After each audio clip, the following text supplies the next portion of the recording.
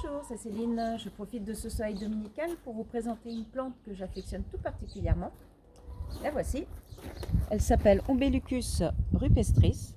Donc umbilicus en latin veut dire ombilique, nombril, et rupestrus vient de rupestre qui veut dire dans les rochers. Donc effectivement, on voit bien la corrélation qu'il y a avec les peintures rupestres dans les grottes. Ensuite, elle a un autre nom commun. Elle s'appelle aussi nombril de Vénus. Donc Vénus qui est la déesse romaine de l'amour, mais aussi de la beauté féminine. Donc c'est un petit clin d'œil à la nature. C'est une plante vivace qu'on retrouve dans le sud et dans l'ouest de l'Europe. Elle fait entre 5 cm de haut et 50 cm selon les régions. Elle a énormément d'intérêt cette plante parce qu'on peut la retrouver aussi bien dans nos pharmacies que dans la cuisine ou des utilisations plus quotidiennes. Je vais y revenir par la suite. Alors, elle fait partie de la famille des Crassulacées. Donc, la famille Crassulacées, c'est comme les sédums, comme on retrouve ici, mais aussi les Kalanchoé, qui sont des plantes grasses qui sont en fait remplies d'eau. Et ce fait d'être rempli d'eau, en fait, c'est pour pallier à la sécheresse qu'il peut y avoir des fois quand on a des étés caniculaires et autres. Donc du coup, ces plantes-là vivent de l'humidité qui est contenue dans les pierres, entre les pierres et aussi des interstices dans les roches.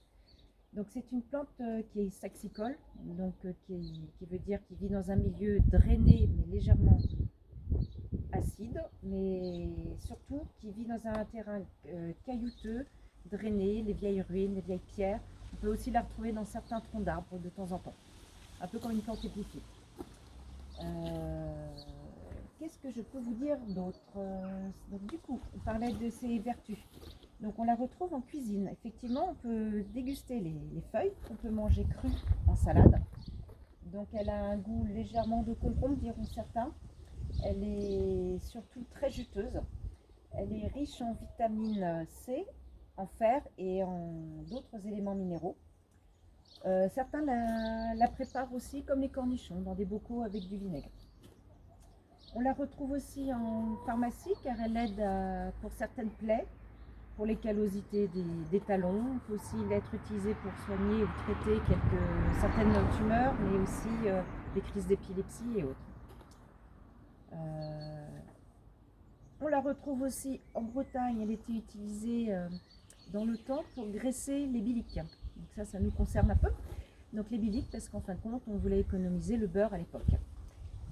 Et enfin, elle a été utilisée au Moyen-Âge comme plante, comme ingrédient pour faire des filtres d'amour, d'où son nom, nombril de Vénus.